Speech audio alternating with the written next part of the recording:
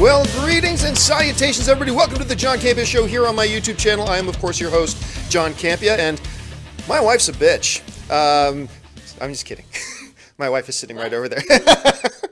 Anne is sitting over here today eating donuts. She got up. I don't know how somebody gets up at 7 in the morning in Las Vegas to go and get donuts, but that's what her and her sister decided they wanted to do. So off they went and they got donuts, and they're not bad donuts. Hello to everybody and all you guys who are already watching live here. As you can probably tell, just like yesterday, I am not in my studio today. We decided to celebrate the Thanksgiving Day weekend and my mother-in-law's birthday by coming out to Vegas and having a good time here. And so my apologies if everything is not up to the normal technical excellence that we're all used to having here on the show. So I'm glad you guys are here joining us as we talk about all of our favorite things, movies and television and all that type of crap. Hey, listen, a little bit later, I'm going to be taking some live questions from you guys. So if you guys want to send in some questions live, for those of you who are watching live, I'm going to save some time at the end of the show. You can tweet to me simply at John Campea. Send in some tweets to at John Campea. And the first part of the show, as always, is I'm going to be taking the topics and discussions and questions that you guys have sent in to me. Now, how do you send a topic or a question to the John Campea Show? It's simple. You simply email me anytime at john@thejohncampeashow.com, and make sure you put that word topic in the subject line. And as always, keep those emails to 90 words or less. Okay, guys, with all that out of the way, let's get right to it. We'll start off with the first question today, and the first question today comes to us from one of my Patreon supporters, Brad Stowell, who writes, "Hey, John, I work at a movie theater and guests have been complaining about the 21-minute Frozen short that plays before Coco. People pay to see a certain movie, but have to sit through like 18 minutes, so it's more like 21 or 22 minutes, of previews. Plus this, they have to wait for almost 40 minutes after the showtime to start their film. Are these complaints valid? And do studios show the shorts before critic screening?" This is a terrific question, and thanks a lot for sending this in. As a matter of fact, normally at these critic screenings that I go to, when there are short films like Pixar or whatever, they will normally play them at the critic screenings. However, short films are normally, short. They're normally like 2 minutes, 3 minutes, 4 minutes. I think Paperman might have been almost 5. I can't remember. And they're usually a lot of fun and they're great. However, I went to 2 press screenings of Coco because I liked it so much. Coco is amazing, by the way. If you have not had a chance to see it, one of the, it's not easily just the best animated film of the year. It's one of the best movies of the year. It's just incredible. But I saw 2 critic screenings of Coco, and neither time did they show the Frozen short. And probably specifically because of the issue you're bringing up. It's 21 minutes long. And so with critics, they don't want to have the critics sitting around for, longer than they have to be there. So it's 21 minutes long. They decide not to play that for them. Totally understandable.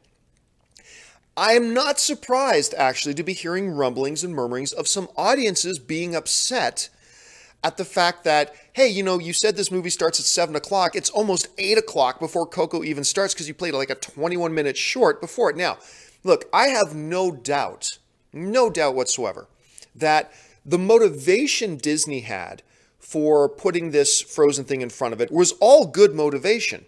Number one, they wanted to try to entice as many people to come out and see Coco as possible. Because, I've been saying for a while that as great as Coco is, before I saw the movie, it's like, this movie's a bit of a challenge. Like, you have themes and subject matter of death and, the land of the dead and stuff like that. So that might be a hard sell on some parents. It's different culturally because, this is the first Pixar film that takes place in Mexico. So it's a little bit different culturally. And so Disney, believing in the film, they love Coco. They wanted, hey, what are some other things that we can do to, number one, promote Frozen to keep the Frozen brand going, but also get as many people out to see this great movie as possible. Hey, let's give them a Frozen thing and not just some little thing. Let's give them like a full 21-minute thing, right? Like, think about that. Like, one of the big complaints before Justice League came out is everybody was whining and complaining that, why is Justice League only 2 hours? It should be 2.5. So they want longer, right? So Disney's like, okay, we'll give them like this. As long as you can qualify something as a short film, let's give it to them as long as they possibly can. And they put out this 21-minute Frozen. I think it's Olaf's Frozen Orgy Party. I don't know what it's called, but it's Olaf something or other. So they put that out in theater. That would be a different kind of movie. So they put that out in the theaters with it. thinking all the best. Like we're giving the audience this great value. Not only are they getting Coco for the cost of their movie ticket, they're getting like a full 21-minute practical feature of this Frozen short with all the original voice cast, full production value, the whole thing. We're giving the audience great value, and at the same time, we're getting more people out to see Coco, and we're promoting the Frozen brand, right? I have no doubt that Disney's motivations were all completely pure, and it seemed like a great idea, and it probably is a good idea. However, there are some people who are like, we came here to watch Coco. We didn't come here to watch Frozen. I've got to have my kid in bed by a certain time, and you're pushing off the movie almost by another half hour. And you're not the first person who works at a movie theater that has told me about this. I was actually at the AMC Burbank 16 the other day and talking to one of the people there, and they were like, yeah, they've been getting some complaints, which is, you know, at first you think counterintuitive, but at the same time, it's like, yeah, I guess I could see why. Like, you're told that you're going to come see this movie, and you're told that the movie starts at, say, let's for argument's sake, say 7 o'clock. And so you're there at 7 o'clock, and that movie doesn't actually even start till getting close to 8 o'clock. I can see that upsetting some people. But I'm actually curious to know what you guys think. Is this a situation where, hey, look, I can see why Disney execs sitting around in their boardrooms talking about this issue, going, yeah, this is a good idea, and people will like this, and we're giving them extra value? Or are you somebody who goes, what on earth were they thinking putting a 21-minute short? Because you hear short in front of another animated feature film, you naturally think of this chess match in the park. You think of Paper Man. You think of other of these great Pixar shorts or Disney shorts that have played beforehand, and they're like 2 or 3 minutes long, 4 minutes long, 5 minutes long at tops. Now you're talking something that's almost a half hour. So are you one of those people who think, like, seriously, what the holy hell were they thinking? Putting an entire 21-minute feature on top of the 20 minutes of trailers that people already got to watch before they can even get to their movie. I'm curious to know what you think. Again, I get it. If I will admit, if I had been sitting around in the Disney boardroom at the time and this idea had been floated, I probably would have been one of the people going, yeah, this is a great idea. People will love this. But, you know, now that you think about it, you could totally see why some people would be upset by it. I don't know. What do you guys think? Jump into the comment section and let me know your thoughts. All right, let's move on now to the next question. And the next question today comes to us from Zoe Arroyo, who writes, hey, John, I live in the Philippines. Kumusta ka, Zoe? And with the recent re-release of Titanic and the re-release of Close Encounters this year, I was wondering why these re-releases don't have a worldwide theatrical run. Well, thanks a lot for the question, Zoe. I appreciate that. And yeah, just recently, Close Encounters of the Third Kind came back out. Not too long ago, we had Jurassic Park was re-released in theaters. There was a big re-release for Back to the Future that they did. The re-releases are a lot of fun. I got to admit, I'm one of these people that I like going back to the movie theaters to watch these great classic movies on the big screen again, because you don't get many opportunities to watch these great films on the big screen again. So that's really cool. But, you know, why don't they do like a full worldwide release when they're putting out Close Encounters of the Third Kind? Well, the main reason is really a simple one, and that's dollars and cents. It's the business. Because here's the reality. Close Encounters of the Third Kind, I believe it was the September 1st weekend. Maybe it was earlier than that, but I think it was the September 1st weekend that Close Encounters of the Third Kind was re-released. You know how much money it made in its entire thing? $1.7 million. $1.7 million. The reality is, and the other reality is, it probably costs them more money to market it, remaster it, distribute it back out to the theaters. Then you got to convince movie theaters to not show other films that'll sell more tickets on their screens. It's a huge song and dance they got to go through. It's a big pain in the ass. And the bottom line is, it probably lost them money putting this movie back in theaters, making 1.7. So why don't they do these things on big, wide release? Well, you can do that when it's a name like Star Wars. So for instance, if before, say, Star Wars Episode 9 comes out, if they do, we're doing full re-releases of the original Star Wars trilogy, blah, blah, blah, they could probably expect to make 15, 20, $30 million. However much they want to put into remastering it and redigitizing and all that kind of crap, that's another question altogether. However, you could probably do that. But for most films, even some classics, even some all-time great sci-fi films like Close Encounters of the Third Kind, for instance, there's a dollars and cents balance here that doesn't tip in your favor. It makes $1.7 million, but again, I can guarantee you it costs them more than that to do it. So That's why they do a lot of these re-releases on a more limited scale, because number one, they're going to lose money. Number two, you're going to have a hard time convincing movie theaters to actually reserve screens for that. Because look, if you're a movie theater owner, what would you rather have playing on your screen? Would you rather have a re-release of Close Encounters of the Third Kind that may sell 20 tickets? Or would you rather have that screen for Thor Ragnarok in its fourth week that'll probably sell 70, 80, 90 tickets? As a movie theater owner, you're probably wanting to save that screen for Thor Ragnarok or for Justice League or for any other of the number of films that are out there right now. So there's a whole song and dance, but that's probably why you see these films getting limited release as opposed to wide releases. Thanks a lot for the question, man. All right, let's go to the next question. And the next question comes to us from viewer Kyle Luebbe, who writes, will comic book movies ever create new, original heroes or villains?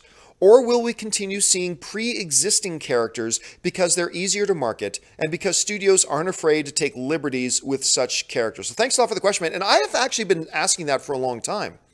Like, easily the hottest genre right now in movies is the comic book genre. I mean, that's the hottest thing right now. It's the hottest thing in movies. It's the hottest thing on TV. Now we got like 45 superhero television shows on right now, just on CW alone. Never mind ABC. Runaways just launched on Hulu. It's like every network has to have their superhero show. Which I'm not against, because I love me some superhero shows, even though some of them completely suck ass. But besides that, it's kind of fun. So will we ever see them actually like stepping out of just the comic books and creating new heroes? Well, we've already seen a couple of those. For instance, this one right here, Chronicle, which I still cannot believe we have not gotten a sequel to Chronicle. That still absolutely boggles my mind that they have not done a Chronicle thing yet. That is just ridiculous, because that first Chronicle, I mean, look, I was like most of you. To me, I was so over the found footage movies. I was tired of them. I was bored of them. I didn't even want to go see Chronicle, but I had to review it. So I go see Chronicle, and I'm like, holy shit, this is great. That movie is fantastic. And it is, by every definition, it is a superhero origin story movie. Really. So they did that. The Will Smith film, what was it called? Not Hitch. That's the other Will Smith film. The one where he's the alien superhero. Come on, guys, in the chat board. Tell me which movie that is. Fill me in. This was like a 15-second delay. So Hancock, that's what it's called. It's called Hancock. Haha, I remembered it before you guys wrote it on the chat board. Which was, I mean, the first 80% of that movie was really good. The last, 10%, 15%, 20%, not so much. But they did it with Hancock. What was that one with Kurt Russell as Rampart, Captain Rampart, whatever? Superhero High or Super High, whatever that one was called. But where Linda Carter played the principal of high school. That was kind of an original one. The Incredibles is obviously a superhero property that was not based on actual comic book characters, although some people will argue that The Incredibles was based on Fantastic Four. And you're not totally wrong if you think that at all. But yeah, it is kind of funny, seeing as we're now getting 6, 7, sometimes 8 major comic book movies per year, that we're not seeing more original ones. Like go outside of the bounds of what's in the comic books. Now, at the same time, like you brought up in your question, I get it. Because with the existing comic book characters, you already have some brand recognition, and that is huge to these studios. Brand recognition is massive. So you got brand recognition, you already have some existing brand loyalty. So for instance, we got Black Panther coming out, right? There are people who are already Black Panther fans. So since they're already Black Panther fans, well, there's guaranteed, even before we do any marketing, we're guaranteed to sell X number of tickets. So that's a big thing. So when you're a studio and you're putting up $150 to $200 million to produce these films, and then you're putting up $100 million or more to market these films, you want to be able to feel like you're making a wise investment. You want to be able to feel like you are being responsible with your money, and you are putting yourself in the least biggest position of risk. And when you start with an existing IP in comic books, it's kind of understandable. But I'm with you. I would love seeing them starting to make some more like superhero genre. I guess you can't call it comic book genre if it's not existing comic book characters. I would love to see them taking a risk and trying some more of that and see where they go. Actually, let me ask you guys this question. Jump in the comments section. Let me know, what has been your favorite, whether it's on television or movies, your favorite superhero show or movie that was not based on a pre-existing comic book character? I remember NBC even tried one a little while ago. Remember the one that they tried, The Cape? I think that was like 3 years ago, and it lasted one season. They pulled the plug on it. I think a lot of people are going to say The Incredibles, but jump in the comment section. Let me know your favorite superhero show or movie that was not based on a pre-existing comic book. Any of you guys old enough to remember Automan? I was like, I was really young. I was like a little kid, but there was a show, Automan, that kind of looked like a Tron ripoff. I think that might have also lasted like one season. Anyway, jump in the comment section. Let me know what you guys think. All right, let's move on now to the next question. And the next question today comes to us from Charlie. And Charlie writes, big fan from the UK, watch every day. Well, thank you so much, Charlie. My question is, with a lot of cinema chains now doing unlimited cards for a monthly subscription, how does that affect box office numbers for opening weekend grosses and lifetime grosses? So thanks a lot for the question. Of course, yeah, we're seeing the proliferation right now of services like MoviePass. I have my wallet on me right here. So I have two. I'm a member to two of these subscription services. I am a member of, let me pull this one out. First of all, hide my number. I'm a member of MoviePass. So I have my MoviePass card here, and that, of course, has some advantages. And then I joined another one called Cinemia, and this is my Cinemia card. So I joined two of them. The the MoviePass card cost me $10 a month. The Cinemia card cost me $30 a month, and they both have some great advantages, certain disadvantages. I can talk about those another time. Basically speaking, though, how does that affect box office? Here's the thing, you got to understand how these cards work. And both the Cinemia card, in this way, both the Cinemia card and the MoviePass card work in the same way. So here's how it works, and this is why it doesn't really have any effect on the box office. So I go to the movie theater, I open up my MoviePass app on my phone, right? I open up my pass, and I select the movie I want to see, and then I go to the kiosk at the theater, MoviePass on the app loads my card with the amount of money that I need to buy the tickets. I go to the kiosk at the theater, select to buy my tickets, and then I pay for the tickets with my MoviePass card instead of with my regular bank card. Now, as far as when I'm at the AMC Burbank 16, as far as AMC is concerned, all AMC sees is me, a customer, buying a ticket, and then let's say the ticket is $15. All they see is then a MasterCard going into their machine and paying $15. AMC got their $15. I only paid $10 a month for the card, but AMC got paid their $15. When for instance, I went to go to the AMC Prime Theater, and I used my Cinemia card because you can't use MoviePass to go to a Prime Theater or an IMAX theater or whatever, but you can use Cinemia. For me to buy 2 tickets to Justice League, for me and Ann, the total was $48.50, all right, for 2 tickets. It was like $23.80 anyway. Came out to be about $48, all right? I just paid $30 a month for that, and I can use it multiple times a month, and I only paid $30 a month for that. But as far as AMC is concerned, they got $48 paid to them from that MasterCard. So when I go to see a movie that the regular movie ticket price is $15, and I use MoviePass to buy that ticket, as far as the box office is concerned, the box office just made $15 more. So that's how that all kind of measures out, at least in terms of how MoviePass, Cinemia, other services like that in North America. Now, how the ones work in the UK or in Europe, I'm not sure because I don't live there. I've never used those services. I'm not familiar with them. But if they work anything like the ones that they have here, if it works anything like that, the box office still makes its money, even though the subscription services aren't. So that's the best way I know how to describe that. If you guys are describing it any differently, jump into the comments section and let your fellow movie fans know about that. All right, let's move on now to the final email question of the day. And the final email question today, and then we'll go over to the live Twitter questions, comes to us from Stifler's dad, who writes, you mentioned your holy trinity of actors born to play their superhero roles. I remember it was Hugh Jackman, Ryan Reynolds, and Robert Downey Jr. But what about Wesley Snipes as Blade? I still can't imagine a better actor suited for a role of Blade than Wesley. I remember Sticky Fingaz also embodied the character, but still wasn't quite as good. Yeah, do you guys remember that Sticky Fingaz played Blade on that very, very short-lived television series? Anyway, yeah, so what he's talking about is, I can't remember, a while ago I mentioned that, to me, the holy trinity of the 3 actors who were just like born to play that role. One was Ryan Reynolds. He's the newest member to the club. Ryan Reynolds playing Deadpool. I mean, he was born to play that role. Number 2, Robert Downey Jr. playing Tony Stark. These are in no particular order. And of course, Hugh Jackman playing Wolverine.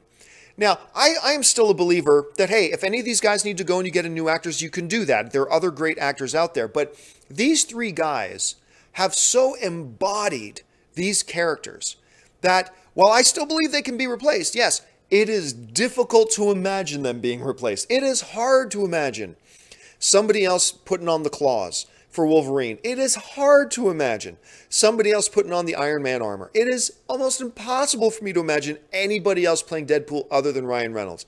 So, like, to me, those are the 3 guys. And I'm not just talking about people who did a great job playing the role. Like, Chris Evans is fantastic as Captain America. Absolutely fantastic. But I've never gotten the feeling that he was born to play that role. You know what I mean? Chris Pratt is a terrific Star-Lord, but I never felt he was born to play that role. Ben Affleck, to me, is the best Batman we've ever had. But I never got the sense that he was born to play that role. When you're talking Downey, Jackman, Reynolds, I just feel like they were born to play that role. Now, you bring up Wesley Snipes playing Blade.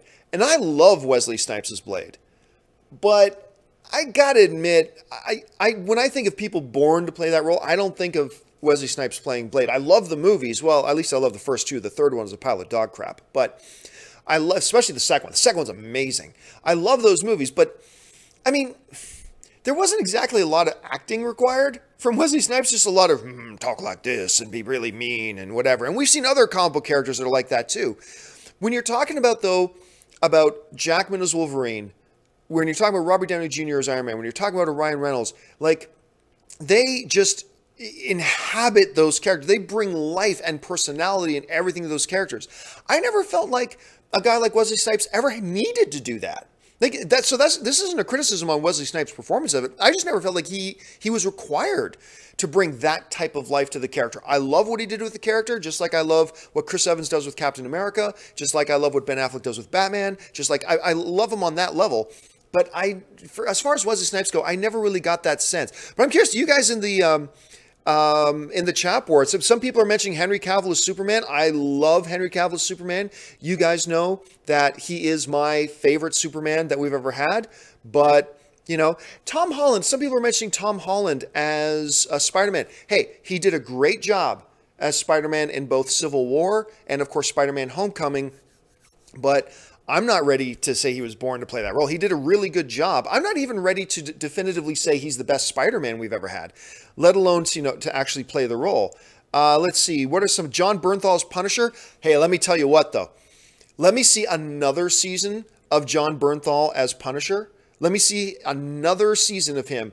John Bernthal could join that ranks. John Bernthal as Punisher, this is a career-defining role for him.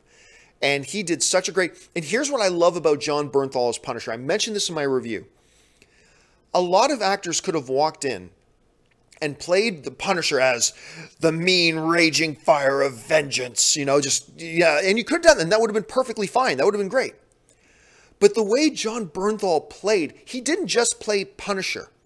He also played Frank Castle. John, they're the same guy. Hear me out. He played them both, and he played them so distinctly. He's like Punisher, anger, rage, vengeance, like righteous indignation. I mean, that's the sense you get from Punisher. But then there's the Frank Castle half of him, who is a broken man, who is in pain and who suffers and who lives every day in an unspeakable grief. Like, we think of Punisher, we think rage, vengeance, but what John Bernthal did with Punisher, bringing that brokenness, that in some ways, he would say he's pathetic. You know, it's just the way he did that is just amazing. And that's why, to me, Bernthal is, I want to see one more season of him, but Bernthal could become that fourth member of my Mount Rushmore of actors who were just born to play their role, because the way he played Punisher was just crazy. And look at that. Somebody put in a super chat in the live chat. Dirk Diggler put in a super chat. He wrote, Justice League has a 57.1% drop from last Friday. So is there a chance for Warner Brothers to break even and salvage the ship? What could be the possible outcome? Yeah, 57.1% drop is not ideal, But remember, I thought anything less than a 6, now normally you don't want to have more than a 50% drop. Normally you don't want more than a 50% drop. Normally you'd like to be 50%, 51%, 49%. You don't want more than that. However, with Justice League, considering that it didn't have the greatest reviews, considering that it doesn't have the greatest word of mouth, and considering that Coco also opened this week, I think anything under a 60% drop should be considered not bad. I think that's not, normally it's not great, but in this situation, I'll say it's not bad. I still believe Justice League will break even. I do. But it's, again, I mean, we've been talking about this all week, and I'll probably be talking about it for another week or two. It is still so inconceivable to me that we're sitting here having conversations about, can Justice League hit $700 million? When a year ago, it's like, Justice League could contend as the highest box office. It's going to be the 4th or 5th member of the $2 billion club. It's going to soar past that. And then we got closer. Okay, well, maybe not, but it'll hit $1 billion. It'll easily hit $1 billion. And now we're just talking about whether or not it breaks even. I mean, it's crazy the turnabout that we've had on that. Thanks a lot for the question, Dirk. All right, let's get back to it now. I said I was going to save some time here for the live questions that you guys want to tweet into me. So by all means, guys, jump on Twitter, tweet to me at John Campea, and send on in your question. I'm going to get to those in just a second, because right now it's time for my daily shameless plug, where I do my shameless plug for the only reason I'm even able to do these shows in the first place, which is my Patreon supporters. So this is a 1-minute commercial break. Check this out. We'll be back in 1 minute. For those of you who have followed me for any period of time, you guys know that I made the decision recently to leave the corporate overlords. I no longer wanted to work for corporations. I wanted to be an independent content creator. And the only way I've been able to do that is by the support of my Patreon supporters. So what I would like to do is to ask you guys who watch my shows, who spend any amount of time with me every single month, to consider going over to www.patreon.com/John Campea. There you'll get all the information about what exactly does it mean to be a Patreon supporter of mine? What does being a Patreon supporter do for helping to make sure that shows like this one and all the other shows I do here on my channel can actually be produced? And on top of that, what benefits are there to being a Patreon supporter? And maybe if you guys can check that out, if you decide you want to be one of my Patreon supporters, that would be awesome. And if you don't, that's perfectly fine too. I'm just happy that you guys have decided to be here today and be a fellow movie fan and join us in the conversation. So go and check out the website, see if you want to become a Patreon supporter. And now let's get back. All right, and we are back. Thanks a lot, guys. And again, a special thank you to all of you guys who are already Patreon supporters of mine. Again, I can't emphasize enough that you guys are even the reason I'm able to do these shows. Thanks a lot for that. All right, guys, it's time for us to go to the live questions. Let's get things started, and we will get to the first live question via Twitter. That comes to us from aclay19, who writes, John, besides The Last Jedi, what do you think will be the highest grossing movie of December? To be honest, I can't even remember what movies open in December. Hold on a second. Let me open up Box Office Mojo here. Let me look at the release calendar and see what is opening in December, because I can't even remember. I so live week to week, I can't even remember what movies open. Gosh, maybe Ferdinand. Ferdinand is a big kids movie. Jumanji. I don't think Pitch Perfect 3 will. I don't think All the Money in the World will. I don't think Downsizing will, though I'm looking forward to Downsizing a lot. I'm going to go, gosh, it's either going to be Jumanji or Ferdinand, because again, it's a kids movie, but Coco will still be in theaters. Okay, I'm going to go, besides Star Wars, which is obviously going to dominate the box office, I'm going to go Jumanji, Welcome to the Jungle. I'm going to take a guess that Jumanji, Welcome to the Jungle will be the next biggest one. So that's my guess. What do you guys think? All right, let's try this one. This next one comes to us from I Am Zahir Uden, who writes, John, you forget about Johnny Depp is born to play Jack. It's not neither a superhero character nor a comic book character. So that doesn't even qualify. Okay, next one. D before B writes, John, do you think Nolan is going to get nominated for Best Director at the Oscars for Dunkirk? Yep. I think this is the year that Christopher Nolan will get his, will get the next in what will sure to be a long list of Academy Award nominations and some wins. I don't think he's going to win this year for Dunkirk, but I do believe Christopher Nolan is going to get nominated this year for Dunkirk. I think that's going to happen. All right, let's go on to the next one. And the next one comes to us from I Am Zero who writes, John, please guys, please don't write in tweets multiple times, because I don't have the ability here on my own with no cast and no crew around me to screen these things. I just have to take them as they come. All right, this next one comes to us from Sonal4 Sharma, who writes, John, James Bond movie by Nolan brothers, Masters of Suspense, or Russo brothers, action. I'll be honest with you, I'm not really huge on the idea. Like, everybody knows I love Christopher Nolan. I love the writing his brother does as well. Everybody knows I'm a big fan of the Russo brothers. I don't really see either of them as a magnificent fit for James Bond. Don't get me wrong. If they announced either the Russo brothers or the Nolan brothers doing a James Bond film, I'm excited and I'm going to go see it, but neither of them would necessarily be my first choice. If I had to pick one, I'll go Nolan brothers. If I had to pick one, I think Nolan's would be a little bit of a better fit for James Bond than, say, the Russo brothers would be a good fit for it. That's just my thought. All right, thanks for the question. Next live tweet comes to us from, never mind, I'm going to have to block him. So let's move on to the next one. And the next one comes to us from Kevin Wright7, who writes, John, Jackie Earle Haley as Rorschach should be in the top 5. I don't know. I mean, don't get me wrong. I like Jackie Earle Haley as Rorschach, but I don't know.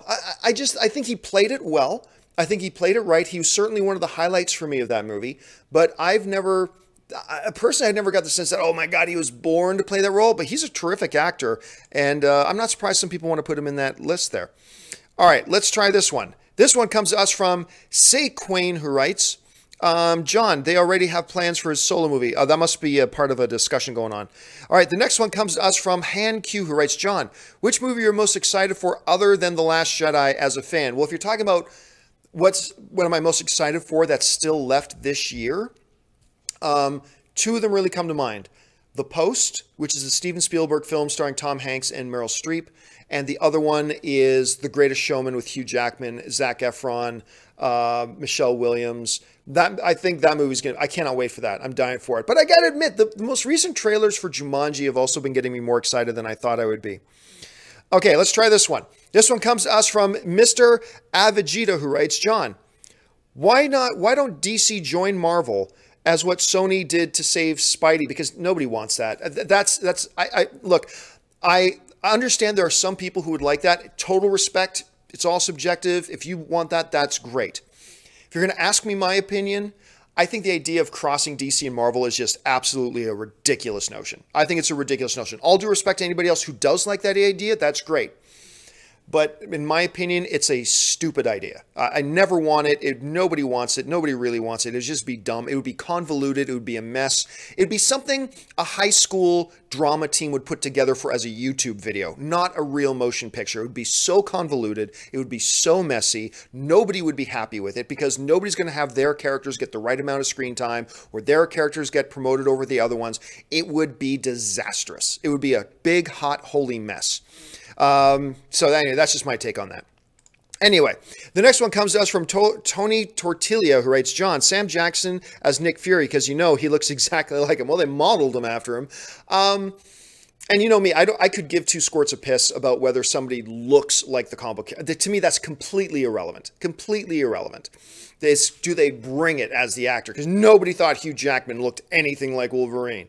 Like, you can't get a dude who's 6'1", 6'2", 6'3" to play Wolverine, can you? That's ridiculous. And yet they did, and he becomes the mark. But no, but Sam Jackson is Nick Fury. He's another one that should be in the conversation, absolutely. The Yan PL says, John, Oscar predictions are for schmucks. What are your Razzie predictions? You know what? Great question. I love the Razzies. Nobody takes the Razzies seriously. It's just in fun. But I do love them. But you know what? I'd have to sit down with a big list of movies that came out this year in front of me to really be able to give you an idea about that. Let's see. This one, look, there have been talks about this. Han Q writes, John, Henry Cavill for the next James Bond. Look, they seriously looked at Henry Cavill as James Bond before. Henry Cavill was the runner-up to Daniel Craig to play James Bond. When they cast Daniel Craig, the next guy in line to be it, the one they almost went with, was Henry Cavill. This is before he was Superman. Henry Cavill would make a magnificent James Bond. But you know what? My thing is, okay, whatever. Just put a good actor in there. But if you're asking me, would Henry Cavill make a good James Bond? Absolutely he would. So much so that they almost went with him before. I mean, I would love it if he did that. That would be great. Just take a couple more here. John, Heath Ledger was born to play Joker. It's tough to say because we only got him, you know, the one time, and he was a secondary character in the movie, unlike, say, Ryan Reynolds, who's only played it in one movie, but he was the main character. Hard to say, but it's difficult to argue against that. It is, I got to admit, it is difficult to argue against bringing up Heath Ledger as possibly being that guy. All right, guys, that will do it for me for today's installment of the John Campea Show. Thank you so much for joining me. This is going to be the last video that I do from Las Vegas. When my next video goes up tomorrow, it'll be back in my home studio, back at home. So thank you guys so much for joining me. Listen, don't forget, if you have not done so already, become one of my subscribers. I think we're only like 220 subscribers away from hitting 100,000 subscribers, something I thought would take us well into 2018, like the last half of 2018 to get to. Looks like we're going to do it in 2017. Thank you so much to all of you guys who are already subscribers to my channel. It's been awesome having you guys here. Also, don't forget, click the thumbs up button, leave a comment below, and be good to one another, guys, as you debate and argue movies, because arguing and debating and having disagreements over movies is one of the most fun things about being a film fan. But remember, we're all on the same side together. We're all movie fans, so treat each other as such. All right, guys, that'll do it for me for this installment of the John Campea Show from Las Vegas. Thank you so much for joining me. My name's John Campea, and until the next video, bye-bye.